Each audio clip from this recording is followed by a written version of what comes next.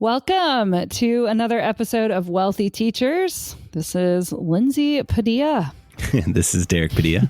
I don't know why I sounded so like, I was like holding my breath oddly. You're so like an NPR voice. Yeah.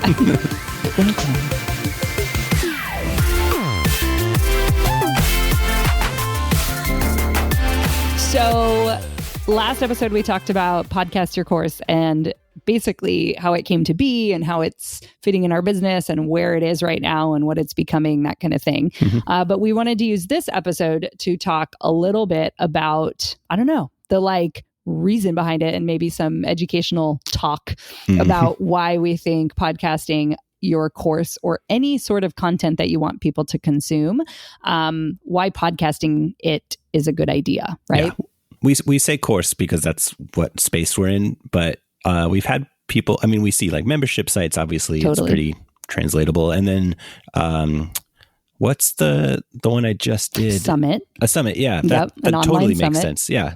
Just make an episode from each speaker and there you go. Or a conference even, right? So, correct. There's lots of other sources for the audio to be for your quote unquote students to listen to. We talked about like the corporate one last episode. A book. I'm going to do a podcast version. You can have a podcast version of your book. It's so funny because people know audiobooks are really important and, but do you know how to get an audiobook in easily? That's a big deal. Right. Yeah. Right.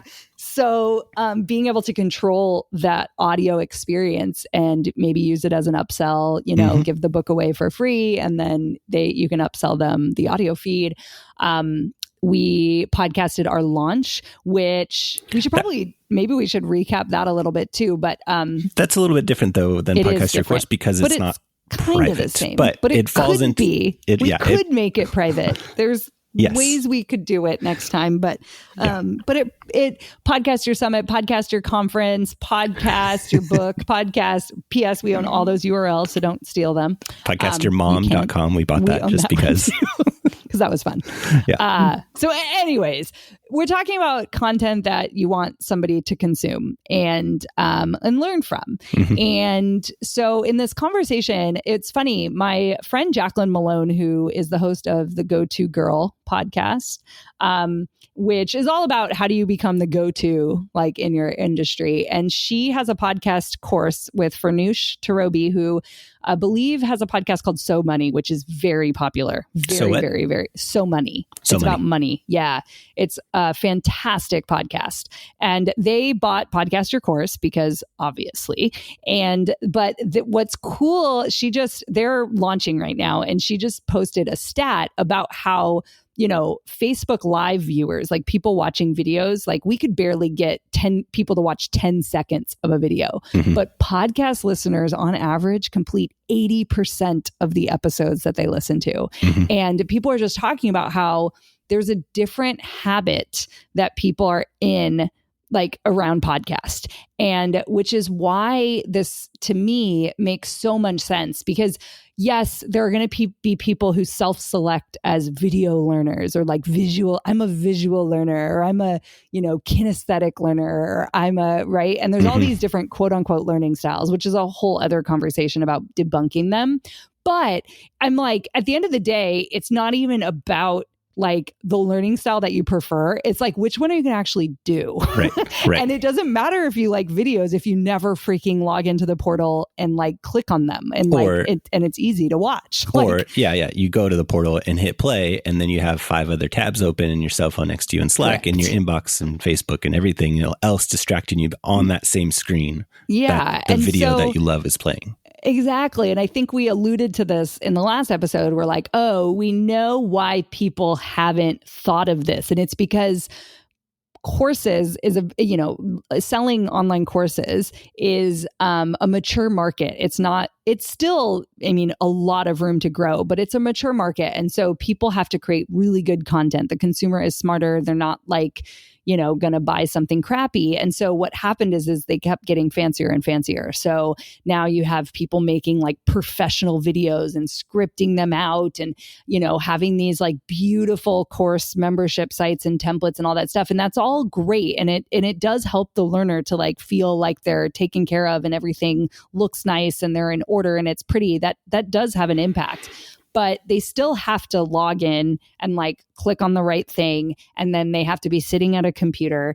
And yes, they're mobile friendly, but you still have to click many times. And now your screen has to be on because it's a video and right. And all these other factors come into play. And so it doesn't matter if you prefer that, if you're not actually going to do that. That's what's more important. And is the experience, something that, is distraction free. And, without fail, it's not. And so here comes this idea of audio where you're like, wait, people are already doing this. And that type of regular podcast listener is very committed to the podcast that they listen to regularly, right?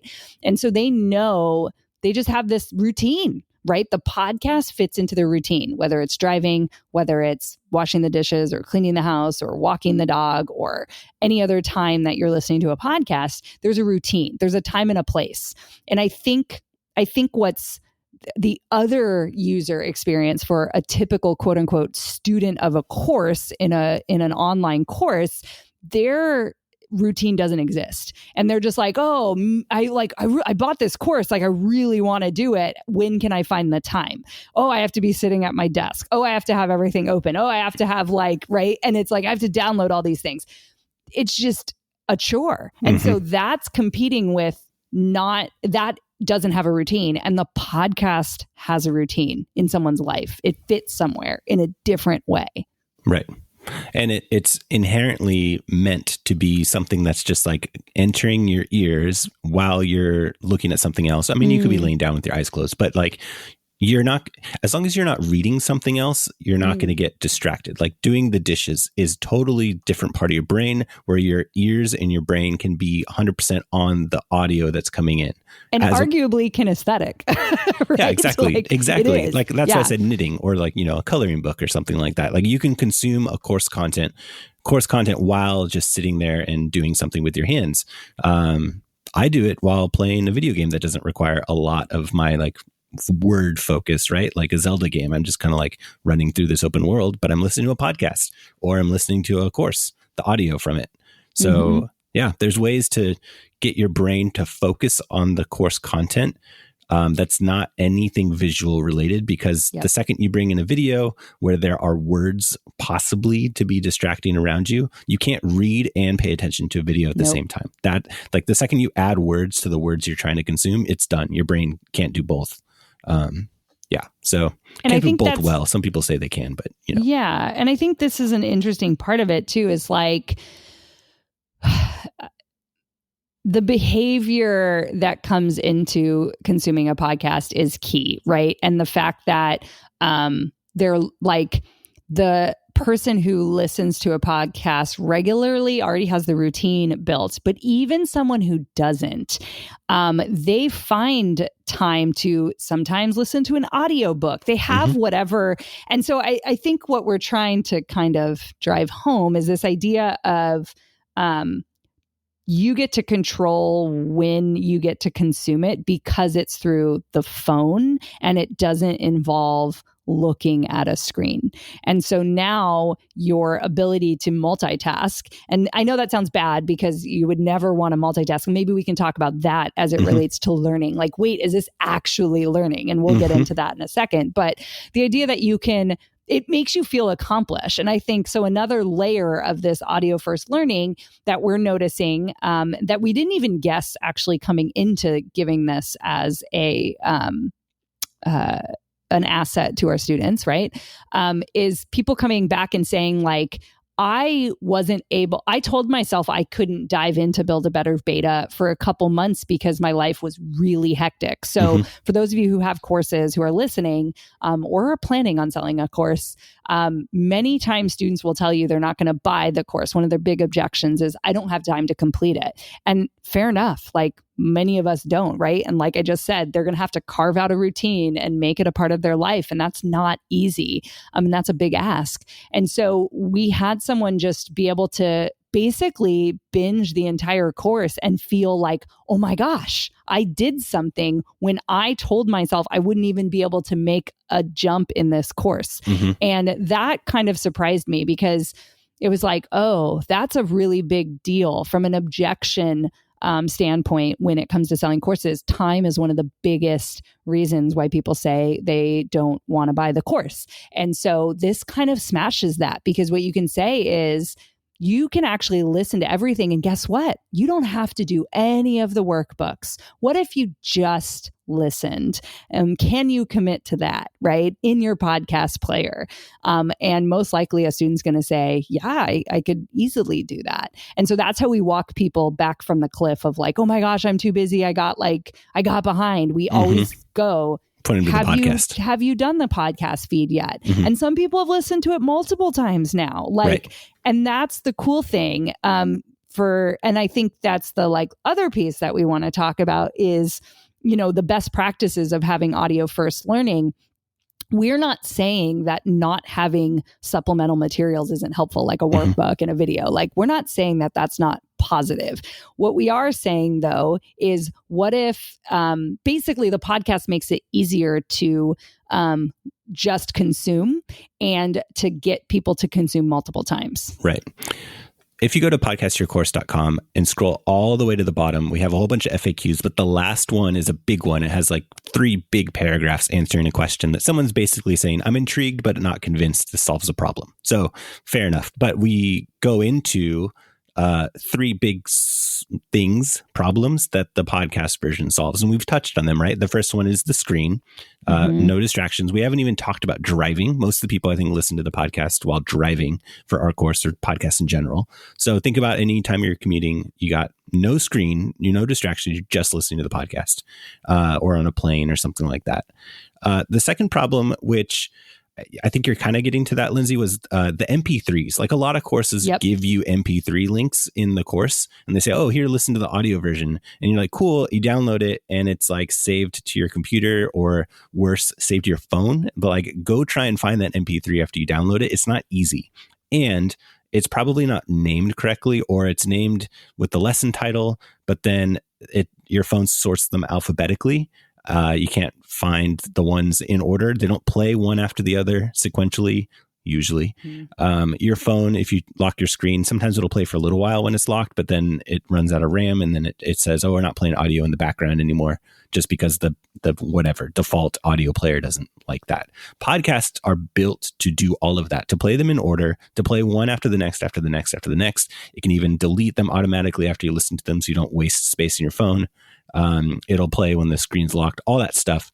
That's what podcasts are for. So even though you might be providing audio for your students, it's probably not done in a way that is conducive to binging the course and listening to everything all the way through. And then the last thing, which is what Lindsay was getting at, is a problem that we see with courses is the lesson complete indicator, meaning the student goes through once and they did something that triggered the little bell to say, oh, this lesson is done, answered some question or checked some box. I get why those are there. We tell people to do that so we can track progress. But what we really want is people to go back and revisit things that they've quote unquote completed, because it takes more than one time to consume something and like really internalize it to be able to take action on it. And so we think the lesson complete indicators are deterring students from the repeated listenings, the repeated watchings, the revisiting. And so a podcast is just a really low friction way to go back and be like, wait, where was that? I kind of remember that in this episode or lesson. And they can go listen to it real quickly and just like find it on their phone and turn it on. And so, yes, I understand podcast players have listened indicators, but I think it's just a much lower friction way for someone to not feel like they have to log into a course platform and go hunt for the lesson and start watching a video. They can just have their phone open and go find it real quickly. This all comes, Lindsay talked about learning theory a little bit, but this all comes from like the idea of spiral learning, right? Like start somewhere, go through it once, and then come back through it again, spiral back to it, and then go through it a third time. Just spiral around the content over and over and over again, and you're really going to understand stuff. So even if you listen to, I think we have like 5 hours of content in Build a Better Beta. Listen to start to finish, all of it, all 5 hours. Binge the entire course without opening a single worksheet, writing out a single outcome for your potential beta course. Like, don't do anything, just listen. Then when you're ready to go back, you can go in and kind of hunt and peck and be like, oh, I need to do this right now. That was in this lesson. I'm going to go pay attention now on that video and really focus on the worksheet, because I know what's coming in module 4. Even though I'm on module 1 worksheet wise, I see where I'm headed and I can take action now that's like directly leading me there. As best as we can as teachers, we try to build a course that does that. But really, it takes the student to go through the entire content, then take a step back and start taking action on the lower modules to then really see where it's headed and have a really strong success basically with the content, because they don't take a wrong turn. It's easy to get, as a student, to get lost, head down some path thinking this is where you're headed, but then realize in module 5, when you break this one mindset thing that they didn't even know they had, that they really should have made a separate decision in like an earlier module. Yeah. And I think there's related to like, I think it allows more flexibility, like we're talking about. Like I look at my own experience being a student, right? We're both teachers and students at the same time. So lots of us have courses and we're in courses. And I like to just like watch all the videos before I actually like do what they say to do. And that's usually depends. It depends on where I am mentally. So if it's early part of the day and I'm like, okay, I know what this workbook entails and what action I have to take. But most of the time you're clicking forward and you don't know what's in that module. And so someone sits down, it's like, oh, that's going to be like 5 hours to, map my whole business or something. And so a lot of times, teachers have big asks, and it's not like bad that they have big asks, but it messes up the student sometimes, where they're like, oh, well, I can't do that right now. I didn't plan for that. And now I'm behind. And so I always, I would say not always, but probably like 90% of the courses I've taken, I'm just like watching every single video and not doing any worksheets yet, because I just am like, I'm a big abstract, big picture thinker, forward thinker, like future thinker, whatever you want to say. And I just kind of be like, wait, how does this all fit together? I don't like just like chugging away step by step without knowing where I'm going and just getting a vibe for the whole process. And I find that that's frustrating. And it's frustrating when teachers, first of all, drip their content, but that's a whole other conversation. But it's more frustrating from a perspective of like watching videos and having to do workbooks. And so, man, podcast feed of a course is so ideal for my kind of learning style. And I think it can help I know. Well, it can help, or preference, what feels like a preference, right? And whether or not it's the best for me, because you could argue that maybe I don't go back and take action, right? But I think where people, especially in this space, where people are like, how do I get students to finish the course? And it's like, well, they're dropping off because they have to go do something. So what other like little thing could they get, a win that they could have? And so when a win is just listen to something and don't take any action, like that's a pretty winnable thing. Like there's not a lot of friction. And I think the friction isn't coming from the fact that they're not capable, the fact that they're not responsible, the fact that they don't want to do it. It's just easy to give up, like it is with dieting, right? We talk about like habit forming and all this other stuff. I mean, if you can give them a backup plan for when they inevitably stop trying because they hit a block, your backup plan that you can alert your team and anyone that helps you with your course is, give them, tell them about the podcast, remind them that they can keep moving forward and like feel like they're making progress.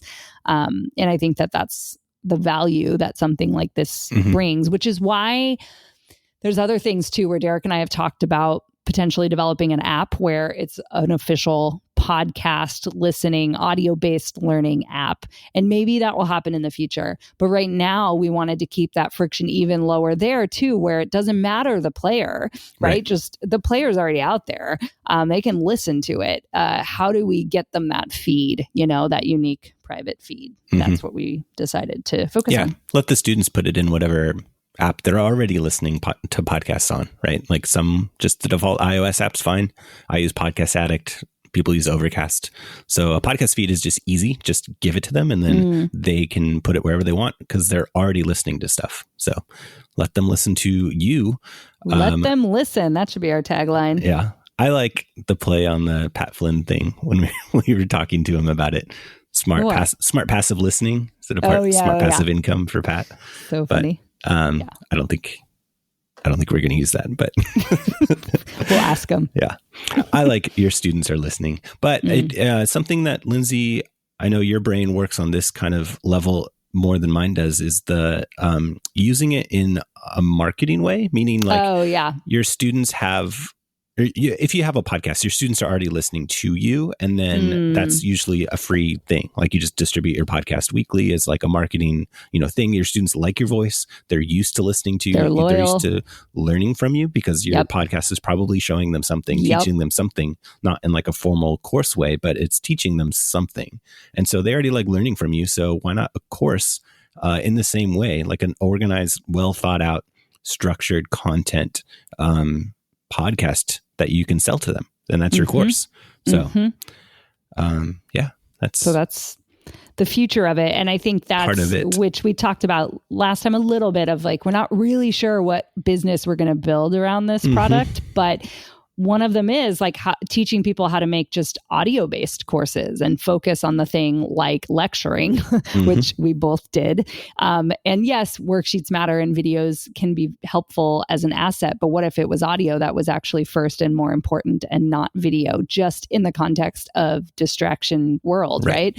And so, building a business where we teach people how to do that. And, we teach them in the most minimal way, with Build a Better Beta, where they're not pre-recording everything. They're not uploading anything into a site. So we already are doing it. But now it's like, oh, this is even better. Like take away the obstacle of like getting on video at all, and just recording at home and then getting feedback from your listeners about what was, great about that episode /lesson /module, however you want to do it. And so the framework of BBB is still there. Like get it out of your head and then rework the content and make it even better. And then you can start recording the videos and then make it more complicated. So that it still fits within our, values, I guess, of teaching and learning online. Yeah.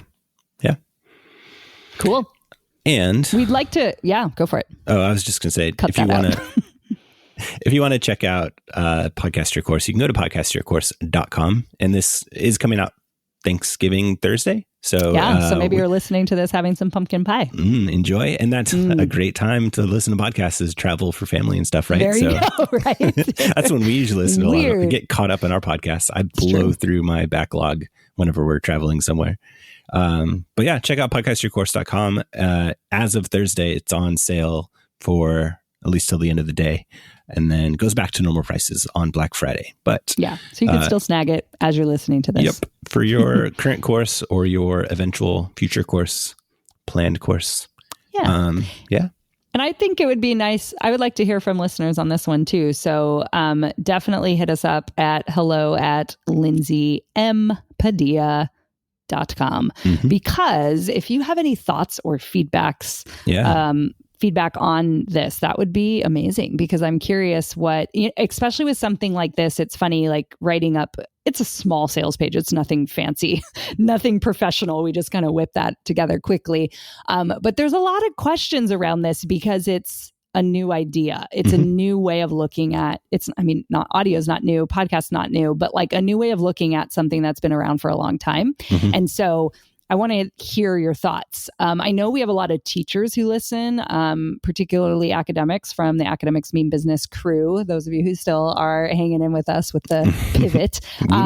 But, you know, we had a lot of professors actually buy this. I think 2 out of the 70, if I'm correct, are using it actually for their students in the classroom, which is kind of bananas to think about. So there's an education institutional layer to this that I hope to build in the business model in the future. It's probably not, you know, obviously the language around Podcast Your Course could work for that, but what does an education license look like versus, I hate it as a teacher having to have subscriptions to things that the school probably should pay for. So maybe we'll do institutional licenses or something like that. But there's some cool use cases here. As a teacher, I would have loved to have this for my students. Me too. Hands down, I taught online, and I put my lectures on YouTube private feed. And I loved it because when a student missed a class, I would be like, oh, cool, just catch the lecture over there. Or, oh, we went on this random tangent because I teach sociology. So like usually there was a world event we're analyzing and it got like really deep and it was like, man, we were supposed to cover this and I can just assign it. And so I saw the value of creating that kind of stuff once, as many professors do when they have online courses, but also recognizing that the way students like to consume really matters. And so an audio version of those files with a podcast feed, like bananas. And then there's other layers of this where you could have your school. I know they do wireless mics for presentations and stuff, but you could literally mic up your lectures and just every semester have a feed that the students have. And now you've created an asset where students can listen over and over. Like it's genius. I know. I know teachers that did that where they would just have a mic on themselves while they taught like a face-to-face class, and they had a slide presentation that they're teaching, which we don't enjoy, but some people choose to do that. But that's what their video was for their online course, was just their slideshow that they gave to class and then their pre-recorded voice, and that's it. But get rid of slides and just keep the voice, and that's much better to listen and I think consume. There's a use case for this in like K through 12. Like I think academia, it makes sense that they've gone there because we do teach online and they're right. So it makes sense, but gosh, man, you know, they do flipped learning in like high school for sure. And like, but what about not even flipped though? Because yes, flipped learning is a mode, right? But I'm talking about even just hearing, right? We were talking with someone who has a kid who's like 10 or something, and she's helping him with her, like his algebra homework, and she's math oriented. Yeah. What if the parents had a feed so they could actually be caught up with what their students are learning and they could truly help their kids with the learning? And I think with math, that's just game changing. And so it's just those kind of things, like because it's just a way, or to help a tutor or somebody else or the kid, right? Let's actually talk about how it's hard to learn things the first time, especially when you're a kid, right? And so, you know, the kid could listen to the episode. Maybe I'm in a dream world here that someone would think that listening to their teacher when they went home would be a joy. Maybe. But anyways, maybe as a punishment. Go listen to 5 episodes of my voice. The teacher you spend 8 hours a day with. With a professor, it's different. It's like you're 2 or 3 hours a week or something. Anyways. Well, cool. Go check out podcastyourcourse.com. Email us at hello@lindsayMpadilla.com. And you can tag us on Instagram. Hit me up on stories. Instagram. Lindsay, what's your handle? I actually forget. Dr. Lindsay Padilla, no That's M right. on that one. Yeah. I am Like Tortilla on Instagram. Always fun to see you should screenshots. Be Dr. Like Tortilla. Dr. Like Tortilla. Like Dr. Tortilla. No. Nah. PhD is not in tortillology. It should be. Burritoology. Yes, much better. Derek likes burritos. I do. So do I, but not as much as Derek. Yeah. So I'm Padilla Like Tortilla on Instagram. Not burrito. So, give us a shout out on Instagram stories, a little screenshot of your podcast player, and tag your favorite teacher in your course that you're a part of and tell them to get on Podcast Your Course land, because we know students want this. I mean, that's how this started, was us being students and being like, why aren't there podcasts of courses? And we just made one for every course we're a part of. So I know students want it, and the teachers are the one that has to buy it. So Tag. Well, that's not entirely true. I know. Well, it depends. Yeah. Anyway, tag the course creator and tell them to get on this, and we'll make them a podcast feed, and then you can listen as the student. Cool. All right. We'll see you next time. Take care.